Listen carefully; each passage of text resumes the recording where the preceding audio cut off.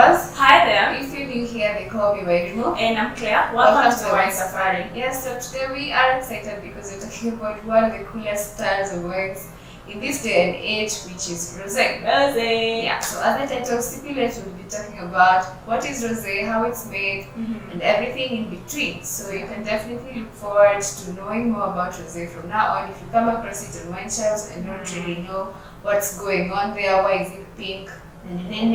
So this is the video for you. Yeah. So to start us off is tell you about Rosé. Rosé is one of the styles that is produced globally.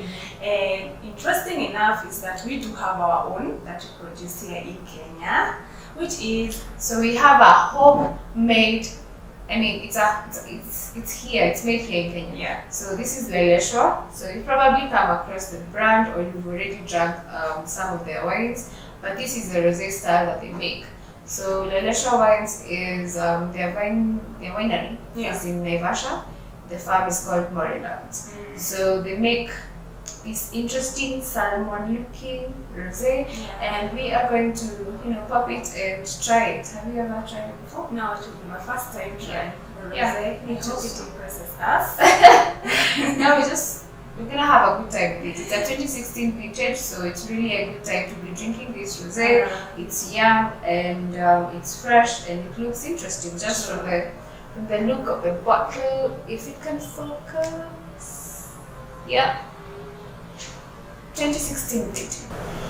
Yeah, so we're definitely going to go right ahead and open it and try it. It's first time for both of us, and good things, good thoughts. True. Yeah. So as she pours the wine, the rosé into our glasses, we have to make you understand that rosé is produced. It can be made either still, as what we are having right now, or semi-sparkling or sparkling. Again, it comes in a wide range of sweetness, from highly dry to sweet. Right. I really don't know. But something interesting to note is that if you're getting a rosé from an old world region, then it will be really dry, and from new world regions, it tends to be less dry because of the climatic factor. Yeah. Yes. So old world countries are cooler than new world countries, and so Kenya being a new world country, you can expect it to be less dry compared to one from maybe France or Italy. Yeah. So this style is well known because of its versatility and easily understood. But one thing is, as much as it's understood and appreciated, people really don't know how it's made.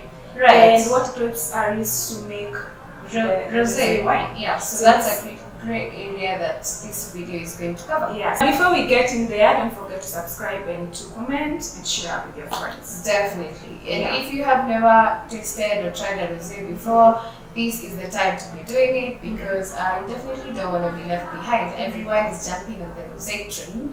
So, and we are going to go right ahead and try this. So cheers. Smells right. The moment she opened the bottle, I could smell the honeydew coming out of it. So it's sweet. It's semi-sweet. And the color is really beautiful. So the Leleshwa was actually established 20 years ago. So it's been there for a while, and they've been rebranding over the years and making the wines better. I like the spicy note in it. I'm getting that. There's a hint of spiciness in it. Okay, so how is rosé made? Yeah. Rosé is made in 3 particular styles, but two of them are really the ones that are paid the most attention to. Yeah. So to start us off, we'll start with the major widely used method, which is maceration. Yeah. And maceration is when the winemaker makes sure that the skins of the red wines come into contact with the mast, which is the juice. It's like soaking the skins with the juice. With the juice. Yeah. And withdrawing the skins after a few hours or days, like 2 days. In the case of rosé. Yeah. Depends with the winemaker, with whatever color they really want to come up with. Right. So after they get to the desired color of the rosé, they remove the skins. Yeah. So the trick here is time. Yeah. Time factor. Yeah. And now they do the fermentation. Yeah, that is how rosé is comes made. about. Yeah. So this is one of the widely used method when it comes to rosé. Yeah. And it's easier for the winemaker to regulate the color of the wine. So I feel like they have more control there. Yeah. And it is a method that is also used in Provence, in France, mostly. Mostly it's Yeah. fermented maceration. Yeah. Okay, another method that is also widely used around the world is saignée. Saignée is a French term meaning that style of making rosé originates from France, and saignée means bleeding. So what that essentially means is that they soak the skins in the juice, but they free run the juice. Yeah. They sort of stack the grapes and they allow the weight of So the of pressure the crushes crush, the grapes. do the crushing. Yeah, and then they extract juice. Yeah. Now this juice, essentially this was actually a style of wine that was used to make more deeply concentrated and richer styles of reds. Yeah. So they would extract the extra juice, and this juice would go on ahead to make rosé. But now recent years, they're using that method more actively and intentionally to make rosé. And it actually results in really high quality aromatic styles of rosé. Yeah. So for instance, we have our rosé here, California wines, is made with the saignée method. So that means they bleed off extra juice to make this style of rosé. Yeah. And then whatever is left goes on to make To make red wines, which are more concentrated and have deep color. Yeah. So this is a rosé that was made in the saignée method, and they actually say it at the back of the label. So it's an exciting, dry style of rosé. It's very aromatic. It's an interesting tasting style. Very rich in intensity. Yeah, flavors, and especially texture. being made from Pinot Noir. Yeah. So it's a rosé of Pinot Noir. Yes. So if you're looking for a dry rosé or any rosé to start with, definitely recommend Silver Mountain Vineyards Rosé of Pinot Noir.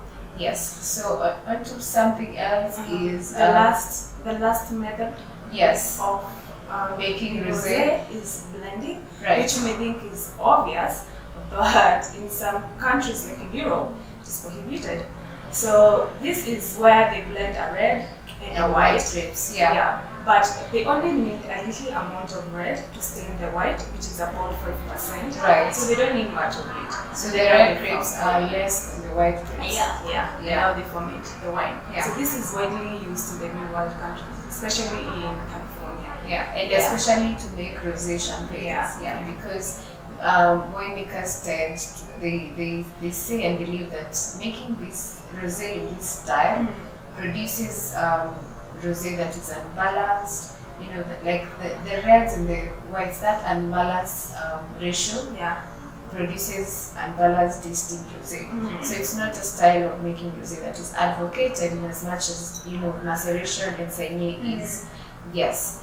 So on to grapes. What grape types are used to make rosé? Yeah. Of course, there are those that are preferred more than others because of their taste profile and the kinds of rosés that they end up making. Yeah. Typically, any red grape can make rosé. Yeah, because the color comes from red grapes. Yeah. So, but there are major grapes that are used to For custom.